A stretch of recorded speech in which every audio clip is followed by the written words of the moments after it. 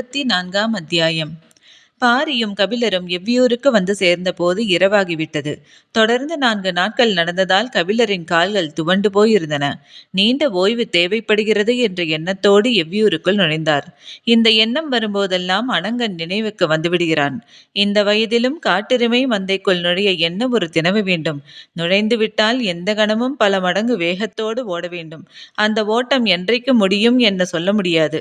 எப்படி இதெல்லாம் அனங்கனால் முடிகிறது என்று எண்ணிக்கொண்டே உள்நுழைந்தார் கபிலர். தேவவாக்கு விலங்கை எடுத்துக்கொண்டு பரம்பின் நடற்காட்டுக்குள் தொடர்ந்து அத்தனை நாட்கள் எப்படி திரையர்களால் ஓட முடிந்தது என்ற கேள்விக்கான முடிச்சுகள் எல்லாம் தனப்போல் அவிழ்ந்து விட்டன. பாரி வந்ததை அறிந்து முடியன் அவர்களை நோக்கி வேகமாக வந்தான். ஏதோ ஒரு செய்தி அவனுக்காக காத்திருக்கிறது என்பதை கபிலர் உணர்ந்தார். வேட்டுவன் பாறையிலிருந்து நீலன் அனுப்பியுள்ள வீரர்கள் வந்துள்ளதாக அவன் சொன்னான். நீலன் வராமல் ஏன் வீரர்களை அனுப்பியுள்ளான் என்று எண்ணிய கபிலர், சரி, நான் போய் ஓய்வெடுக்கிறேன் என்று சொல்லி விடைபெற முயன்றார். வந்துள்ள செய்தி உங்களோடு தொடர்புடையது என்றான் முடியன். கபிலர் சற்றே வியப்படைந்தார். எனக்கு என்ன செய்தி வந்திருக்க போகிறது என்று சொல்லி கொண்டிருக்க வீரர்கள் இருவர் அறைக்குள் வந்தனர். பாரியையும் கபிலரையும் வணங்கிவிட்டு, உங்களை பார்க்க மூவர் வந்துள்ளனர் என்று கபிலரை பார்த்தபடி சொன்னார்கள். என்னை பார்க்கவா என்று திகைப்புற்று கேட்டார் கபிலர். கபிலர் கேட்டு முடிக்கும் முன் பாரி சொன்னான், கபிலரை பார்க்க வந்துள்ளவர்களை அழைத்து வந்திருக்கலாமே, ஏன் நிறுத்தி வைத்து வந்தீர்கள்? வீரர்கள் சொன்னார்கள். அவர்களில் ஒருவர் மிக வயதானவர், அவரால் மலையேற முடியாது. வியப்பும் குழப்பமுமாக இருந்தது. யாராக இருக்கும் என்று கபிலர் சிந்தித்து கொண்டிருக்கையில் வீரர்கள் சொன்னார்கள், எனது பெயரை சொன்னால் அவரே இங்கு வந்துவிடுவார், போய் சொல்லுங்கள் என்று எங்களை அனுப்பி வைத்தார். கபிலருக்கு இன்னும் வியப்பு கூடியது. நாம் இங்கு இருப்பதை அறிந்து இவ்வளவு உரிமையோடு வீரர்களை அனுப்பி வைத்தது யார் என எண்ணிக்கொண்டிருக்கையில் வீரன் சொன்னான், அவரின் பெயர் திசைவேடர். பெயர் சொல்லப்பட்ட கணத்தில் கபிலரின் முகத்தில் ஏற்பட்ட வியப்பை பார்த்தபடி கேட்டான் பாரி, யார் இந்த பெரியவர்? அகலத் திறந்திருந்த கபிலரின் கண்கள் ஒளியை உமிழ்ந்தன. வியப்பை உதிர்க்க முடியாமல் திணறியது முகம். கைகளை உயர்த்தி காட்டி வானியல் பேராசான் என்றார். சொல்லை உச்சரித்த விதத்திலேயே அவரின் பாலுள்ள வாஞ்சையும் மதிப்பும் வெளிப்பட்டன. அதை பார்த்து மகிழ்ந்தபடி பாரி சொன்னான், அவரை சிவிகையில் வைத்து சுமந்து வர சொல்லிவிடலாமா? வேண்டாம் பாரி, அவர் மிக வயதானவர். என் பொருட்டு அவருக்கு சிறு தொந்தரவு கூட வந்துவிடக்கூடாது. நானே போய் பார்த்துவிட்டு வருகிறேன். சரி என்று ஏற்றுக்கொண்ட பாரி, தொடர்ந்து 4 நாட்கள் நடந்திருக்கிறீர்கள். மிகவும் களைப்பாக இருக்கும். ஒரு நாள் ஓய்வெடுத்துவிட்டு பிறகு புறப்படுங்கள். வந்துள்ளது பேராசான். எனது மனம் எப்படி ஓய்வெடுக்கும் பாரி? தாயை தேடும் கன்று எத்தனை மலைகளை கடந்தாலும் துவண்டு விடவா செய்யும்?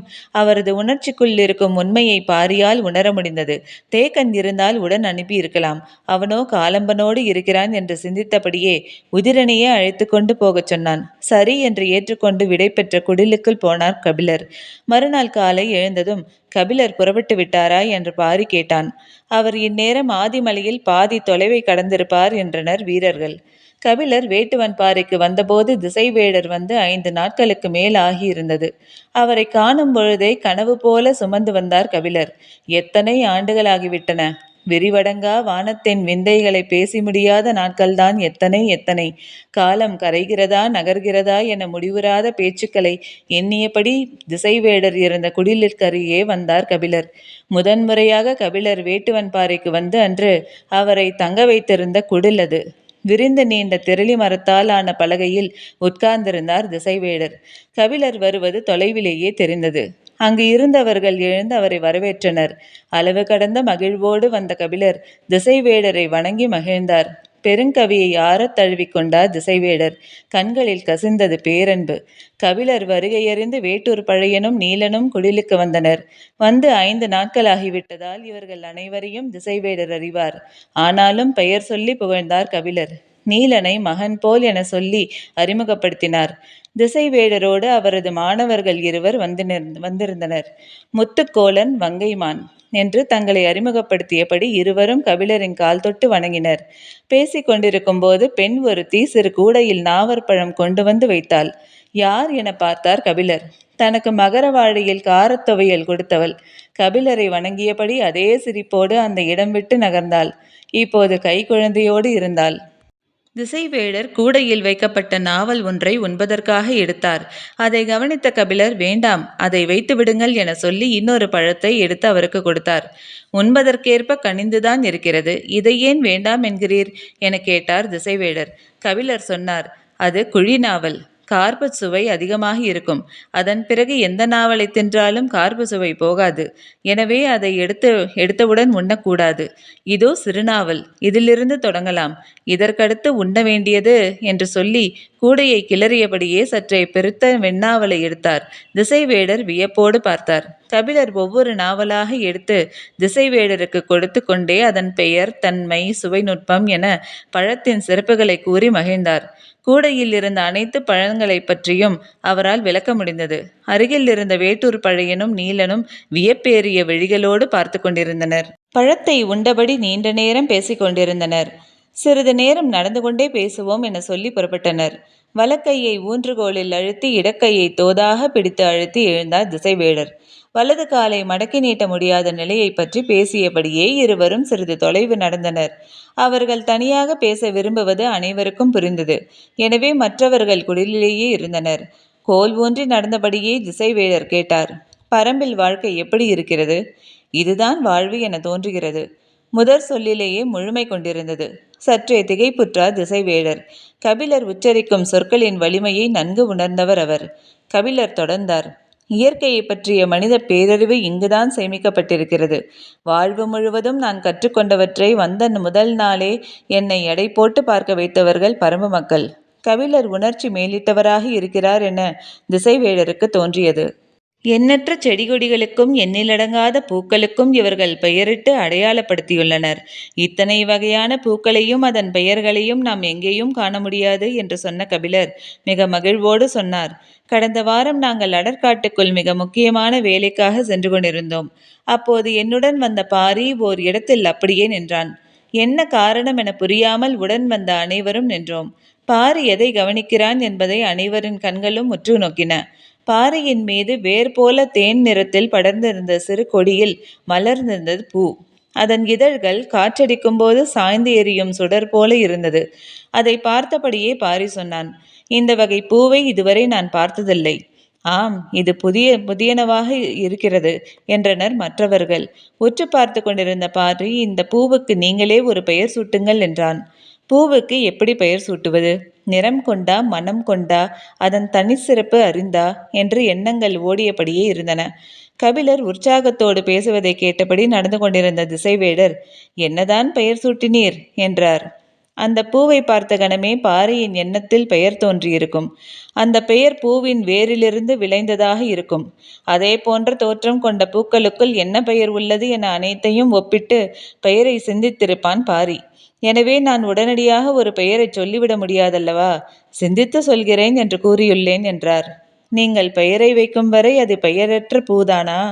திசைவேடரின் சொல்லுக்குள் சற்றே எல்லல் இருப்பது போல் கபிலருக்கு தோன்றியது. திசைவேடர் தொடர்ந்தார், அந்த செடி வேறு இடத்திலும் இருக்குமல்லவா? அங்கு அதற்கு பெயர் சூட்டப்பட்டிருக்கலாம் அல்லவா? இருக்கலாம், வேறு எங்கேயாவது அந்த செடி இருக்கலாம். அதற்கு மனிதர்கள் பெயரிட்டிருக்கலாம் என்றார் கபிலர். தலையை நிமிர்த்தாமலேயே மெல்லிய குரலில் திசைவேடர் கேட்டார், அப்படியென்றால் அறியாதவர்களுக்கு நடுவில் இருப்பதை அறிவென்று ஏற்க முடியுமா? திசைவேடர் சொல் அதிர்ச்சியை கொடுத்தது. அறியாதவர்கள் என்று பரம்பு மக்களையா சொல்கிறார்? என் நம்ப முடியாமல் கேட்டார். எப்படி இப்படியொரு சொல்லை சொன்னீர்கள்? நீங்கள் ஒன்றை அறிய நினைக்கும் போது உங்களின் அறியாமையை மற்றவர்கள் அறிந்து கொள்ளுதல் இயற்கைதானே?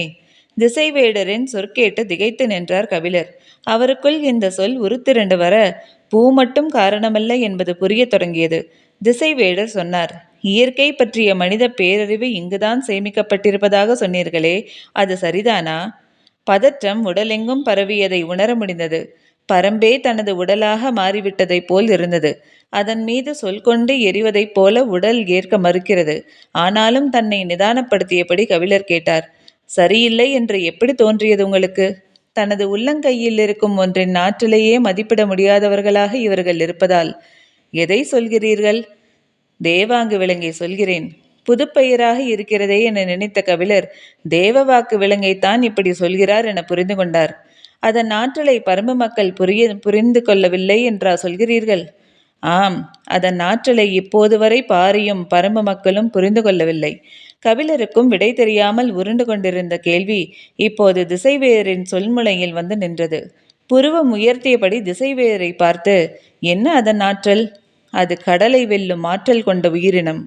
கபிலர் அதிர்ந்து நின்றார். அவரின் முகக்குறிப்பு அறிந்து திசைவேழர் தேவாங்கின் சிறப்பை பற்றி பேசத் தொடங்கினார். எப்போது உட்கார்ந்தாலும் வடதிசை நோக்கியே உட்காரும் அதன் ஆற்றலை மெய் சிலிர்த்தபடி விளக்கினார். பொதிகை மலையில் இதை போன்ற உடல் அமைப்பை கொண்ட விலங்கு உண்டு. ஆனால் அதற்கு இத்தகைய ஆற்றல் இல்லை. இது ஒரு மரத்து விலங்கு. நீண்ட நெடுங்காலம் குறிப்பிட்டதொரு மரத்திலே வாழக்கூடியதால் குறிப்பிட்ட திசை நோக்கி உட்காரும் அதிசிறந்த ஆற்றலை பெற்றுள்ளது என்றார். கபிலர் மெய்மறந்து கேட்டார். இந்த விலங்கு பாண்டியன் ஏன் இவ்வளவு முயன்றான் என்ற விடையின்றி தத்தளித்த கேள்விக்கு விடை தெரிந்தது. நூற்றாண்டுகளாக தொடரும் யவன வணிகத்துக்கு இது போன்ற ஒரு விலங்கு எவ்வளவு முக்கியமான பங்காற்றும் என்பதை கபிலரால் எளிதில் விளங்கிக் கொள்ள முடிந்தது. பாண்டியனின் பெருமுயற்சிக்கு பின்னிருந்த உண்மை வெளிவந்தது. நடையை நிறுத்தி அருகில் இருந்த சிறு பாறையில் சாய்ந்து நின்றார் கபிலர். கோல் ஒன்றியபடி நின்று கொண்டிருந்த திசைவேழர் சொன்னார். கடலையும் வானையும் இணைக்கும் பேராற்றல் கொண்ட உயிரினமாக இது இருக்கிறது. இதை பெற வேறு வழியே இன்றிதான் திரையர்களை அனுப்பி வைத்தார் குலசேகர பாண்டியன். நீங்கள் பரம்பில் இருப்பது அப்போது தெரிந்திருந்தால் உங்கள் மூலமே முயன்றிருப்பார் பேரரசர். கபிலர் அசைவின்றி உட்கார்ந்திருந்தார். குலசேகர பாண்டியனின் முயற்சி தொடர்வதை அவரால் உணர முடிந்தது. திசைவேழர் சொன்னார். அந்த அரிய உயிரினத்தால் பரம்புக்கு எந்த நன்மையும் கிட்டப்போவதில்லை. அதன் ஆற்றல் வெளிப்பட போவது கடலில்தான். எனவே அதை கொடுத்து உதவ பாரிக்கு நீங்கள் அறிவுறுத்த வேண்டும். கபிலரின் அமைதி நீடித்தது. சிறிது நேரத்துக்கு பிறகு திசைவேழர் கேட்டார். ஏன் பேச்சென்று நிற்கிறீர்கள்? பாரி எப்போதும் வியப்புக்குரிய தோழன்தான். ஆனால் இப்போது அந்த வியப்பு மேலும் அதிகரிக்கிறது. கபிலரின் சொல்லுக்கு பொருள் புரியவில்லை. கண்களை உருட்டியபடி பார்த்தார் திசைவேழர். கபிலர் சொன்னார். தேவவாக்கு விலங்கை இவ்வளவு முயன்று எடுத்துச் செல்ல வேண்டிய தேவை என்ன என்று பலமுறை நான் கேள்வி எழுப்பியுள்ளேன். ஆனால் இந்த கேள்விக்கு விடையறிய பாரி ஒருபோதும் முயன்றதே இல்லை. எனக்கு அது பெரிய வியப்பை கொடுத்தது. வற்புறுத்தி காரணம் கேட்டால் சொல்வான். வேந்தர்கள் எதை செய்தாலும் அது அவர்களின் அதிகார நலனுக்கானது, மனிதருக்கும் இயற்கைக்கும் எதிரானது. அதில் கூடுதலாக சிந்திக்க என்ன இருக்கிறது என்று. மிக வேகமாக அவன் முடிவுக்கு வந்துவிடுகிறானே என்று அப்போது தோன்றியது. ஆனால் இப்போது தெரிகிறது அவனுடைய சொற்கள் எவ்வளவு ஆழமானவை என்று. பாறையை விட்டு எழுந்து திசைவேடருக்கு பார்த்தபடி கபிலர் மேலும் சொன்னார். இயற்கையை பற்றிய பேரறிவு மட்டுமல்ல, மனிதர்களை பற்றிய பேரறிவும் சேகரிக்கப்பட்டுள்ள இடமாக பரம்பு இருக்கிறது. தனது சொல்லை தனக்கு எதிரானதாக்க கொண்டிருக்கிறார் கபிலர் என்பது திசைவேடருக்கு புரிந்தது. இருவரும் சிறிது நேரம் பேச்சின்றி நின்றனர். நேர்முகம் பார்ப்பதை தவிர்க்க எழுந்து நடந்தபடி திசைவேடர் சொன்னார். ஆற்றலை அறிவதும் பயன்படுத்துவதும் தான் மனிதனை வெள்ளற்கரியனவாக மாற்றியுள்ளன. மனிதன் வெள்ளற்கரியனவாக மாற வேண்டியது யாவருடைய தேவை என்றார் கபிலர். சற்றும் இடைவெளியின்றி திசைவேடர் சொன்னார். இயற்கையின் தேவை. இலக்காரமானதொரு சிரிப்போடு கபிலர் சொன்னார். இல்லை, ஆசைக்கு அடிமைப்பட்ட கணத்தில் மனிதன் எடுத்துக்கொண்ட உறுதி அது. அது ஆசையல்ல, இயல்பு. இயற்கையின் தன்மை அதுதான். ஆற்றல் கொண்டதை மட்டுமே அது அரவணைத்துக் கொள்ளும். எனவே மனிதன் ஆற்றலை பெருக்கவே வாழ்வை அமைத்துக் கொள்கிறான். அது மனிதன் இயற்கைக்கு கொடுத்துள்ள விளக்கம். தேவாங்கு விலங்கு கடலிலே இருக்கும்போது கிடைக்கும் பயன் எல்லையற்றது. அதன் ஆற்றல் துலங்குமிடம் அதுதான். அந்த இடத்திலே அதை பயன்படுத்துதல் அனைவருக்கும் நன்மை செய்வதுதானே. இதை பாரியிடம் கேட்டால் என்ன சொல்வான் தெரியுமா? என்ன சொல்வான்? அதை பயன்படுத்த மனிதனுக்கு என்ன உரிமை இருக்கிறது என்று கேட்பான். திசைவேடரின் நடைமையின் வேகம் கூடியது. இந்த கேள்வியை எப்போதோ கடந்துவிட்டனர் நம் முன்னோர்கள். மலைக்காடுகளில் மட்டுமே விளைந்த தானிய கதிர்களை, விதைகளை சேகரித்து நதிக்கரையில் நட்டு வைத்த போதே இதை போன்ற கேள்விக்கெல்லாம் இறந்துவிட்டன. பயனளிக்கும் இடத்தை நோக்கி பாய்ந்து செல்லுதலே வாழ்தலின் விதி என்று கூறிய திசைவேடர் சற்றே குரல் உயர்த்தி சொன்னார். நீங்கள் எழுப்புவது இயற்கையின் மீதான உரிமை பற்றிய கேள்வியல்ல, இயற்கையின் இயங்கு விசையை புரிந்து கொள்ளாத அறியாமையிலிருந்து எழும் கேள்வி. திசைவேடரின் கூற்று சற்றே எல்லலோடு இருந்ததற்கு கபிலர், நீங்கள் தான் முதலிலேயே சொல்லிவிட்டீர்களே, அறிவுதான் அறியாமையின் அடையாளம் என்று. கபிலரை இணங்க வைப்பதுதான் முக்கியமானது. அதற்கு ஒரே வழி அவரை கருத்துக்குள் மூலம் வெல்வது மட்டும்தான். எண்ணங்கள் உள்ளுக்குள் ஓடியபடி இருக்க திசைவேடர் சொன்னார். வளைய மறுக்கும் கிளை ஒடிவதும் வளைந்து கொடுக்கும் கிளை நீண்டு தழைப்பதும் தான் இயற்கையின் அமைப்பு. சொற்களின் வலிமை அறிந்த இருவர் எதிரெதிர் திசையிலிருந்து அதை பயன்படுத்தி கொண்டிருந்தனர். தேவாங்கில் தொடங்கி அதை தர மறுக்கும் பாரியை நோக்கி உருண்டன சொற்கள். அதை எதிர்கொள்ள கபிலருக்கு எந்தவிதமான தயக்கமும் இல்லை. ஆனால் இப்படி ஒரு பணிக்கு திசைவேடர் எப்படி இணங்கினார் என்பதே அவரின் சிந்தனையாக இருந்தது.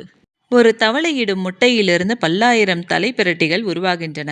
அவையெல்லாம் உயிர் வாழுமேயானால் இந்த பூமியில் தவளைகளைத் தவிர வேறு உயிரினமே இருக்காது. ஒரே ஒரு கொக்கு நாள் ஒன்றுக்கு எண்ணாயிரம் தலைப்பிரட்டிகளை விழுங்கி வாழ்கிறது. இதன் அழிவுக்கு மூலம்தான் இயற்கை சமநிலையை பேணுகிறது. திசைவேடரின் சொற்களை கேட்டபடி கபிலர் அமைதியாக நடந்தார். அழிவுகளின் நியாயத்தை பேசத் தொடங்கி அடுத்து அழித்தலின் அவசியத்தில் வந்து பேச்சு முடியும். திசைவேடர் எதை நோக்கி வருகிறார் என்பதை கபிலரால் கணிக்க முடிந்தது. வலது கையால் ஊன்றுகோலை இறுக பிடித்து இடது கையால் அழுத்தி கொடுத்துதான் உங்களால் எழுந்திருக்க முடிந்தது. இவ்வளவு தளர்ந்த நிலையிலும் நெடுந்தொலைவு பயணித்து என்னை காண வந்துள்ளீர்கள் என பெருமகிழ்வடைந்தேன். ஆனால் உங்களின் நோக்கம் என்னை கவலை கொள்ள செய்கிறது என்று சொன்ன கபிலர் சற்றே தயக்கத்தோடு அதே சமயம் உறுதியான குரலில் கேட்டார். உங்களுக்கு உடன்பாடற்ற செயலை ஒருபோதும் நீங்கள் செய்ய மாட்டீர்கள். அப்படியிருக்க எதன் பொருட்டு இந்த செயலில் உங்களுக்கு உடன்பாடு ஏற்பட்டது? திசைவேடர் சொன்னார். சான்றோர் போற்றும் பெருங்கவி பரம்பில் உள்ளான் என்ற பெரு மகிழ்வுடனே இங்கு வந்தேன். என் கால்கள் எதனேனும் தளர்ந்து போயிருப்பினும் நான் இங்கு வந்திருப்பேன். அல்லது உன்னால் மலையிலிருந்து கீழே இறங்கி வர முடியாத நிலை ஏற்பட்டிருப்பினும் நான் மலையேறி அங்கு வந்திருப்பேன். ஏனென்றால் வாழ்வு முழுவதும் நான் பயணித்த பாதையில் இப்படி ஓர் ஆற்றல் கொண்ட உயிரினத்தை கண்டதில்லை. திசைவேடரின் குரலில் உணர்ச்சி மேலேறி கொண்டிருந்தது. எனது இளம் பருவத்தில் நாடியை தூக்கி அண்ணாந்து வானத்தை உற்று பார்த்து வைத்தார் என் தந்தை. அன்றிலிருந்து இன்று வரை வானக்கோடுகளின் ஊடேதான் நான் வளைந்தும் நெளிந்தும் போய்கொண்டிருக்கிறேன். ஒளி அண்டங்களின் மடிப்புகளுக்குள் பேதலித்து நின்ற காலங்கள் எத்தனையோ. முன்னோருக்கு முன்னோர் என எத்தனை தலைமுறைகளாக வானியல் வாய்ப்புகள் மூழ்கி கிடக்கிறோம். கதிரவனும் விண்மீன்களும் இன்றி மூடப்பட்ட அறைக்குள் நம்மால் திசையறிய முடியும் என்று ஒருவன் சொன்னால் அவனை மூடன் என்று சொல்லியிருப்பேன். ஆனால் தேவாங்கு என்ற இந்த சின்னஞ்சிறு உயிரினம் நம் அறியாமையை தகர்த்து விட்டது. எல்லையில்லாத அகண்ட வானத்தை துளையிட்டு பார்ப்பதைப் போல இருக்கிறது. அது வடதிசை நோக்கி உட்கார்ந்திருப்பது. இனி நம் பாய்மரங்களுக்கும் கடலும் காற்றும் பொருட்டல்ல. நடந்து கொண்டிருக்கும் தேவாங்கு உட்காரும் கணத்தில் திசைகள் தாமே வந்து மீகானின் சொல் கேட்க உள்ளன. இந்த ஆற்றல் வேந்தர்களுக்கு மட்டுமல்ல, மனிதர்கள் அத்தனை பேருக்கும் பயனளிக்கப் போகும் ஒன்று. இதை நாம் தவறவிட்டுவிடக்கூடாது. இந்த அறிவின் அவசியத்தை உன்னால் புரிந்து கொள்ள முடியும். மலைமக்கள் வாழ்வின் இயக்கத்தை பிடித்து அடுத்த கட்டத்துக்கு நகர முடியாத மந்தநிலை கொண்டவர்கள். நீதான் பாரியிடம் இதை எடுத்துச் சொல்ல வேண்டும். அதற்காகத்தான் வந்தேன். நெற்றியில் இருந்த வியர்வையை துடைத்தபடி மறுமொழியின்றி கேட்டுக்கொண்டிருந்தார் கபிலர். வேகம் குறையாமல் திசைவேடர் கேட்டார். ஏன் பேச்சென்று நிற்கிறீர்? நீங்கள் சொல்வது எல்லாமே எனக்கு புரிகிறது. ஆனால் நான் சொல்வது மட்டும் உங்களுக்கு புரியவில்லை. நீங்கள் தேவாங்கினால் ஏற்படும் பயனை பற்றி பேசுகிறீர்கள். அது தேவாங்குக்கான பயனல்ல என்பது உங்களுக்கு புரியவில்லை. உங்களின் பயனுக்காக அதை பயன்படுத்த உங்களுக்கு உரிமை இல்லாததைப் போல அனுமதி கொடுக்கும் உரிமை பாரிக்கும் இல்லை. இழக்கக்கூடிய வாழ்விடத்தில் எந்த உயிரையும் இயற்கை உருவாக்கவில்லை. எனவே தனது வாழ்விடத்தை ஓர் உயிர் இழப்பது இயற்கையுடனான ஆணிவேரை அறுத்து கொள்வதற்கு நிகர். பயன்பாட்டு கணக்குகளும் பண்டமாற்று கணக்குகளும் எல்லாவற்றுக்கும் எப்படி பொருந்தும்? நாடியை தூக்கி வானத்தை பார்த்தபடி உங்கள் தந்தை விதைத்த கனவுக்கு விலை சொல்ல முடியுமா உங்களால்? கபிலரின் குரல் திடமாக ஒலித்தது. சொற்களை செங்குத்தாக கீழ்நோக்கி தள்ள புலவனுக்கு தெரியும். ஆசானாக மதிக்கும் ஒருவரின் மீது அந்த செயலை செய்யக்கூடாது என நினைத்தார். சற்றே தனிந்த குரலில் சொன்னார். தேவாங்கு மட்டுமல்ல, பாரியும் அப்படித்தான். என்ன விலை கொடுத்தாலும் சினம் கொண்டாலும் வீழ்ந்து பணிந்தாலும் திசை மாற மாட்டான். இத்துடன் அத்தியாயம் முடிவடைந்தது. நன்றி.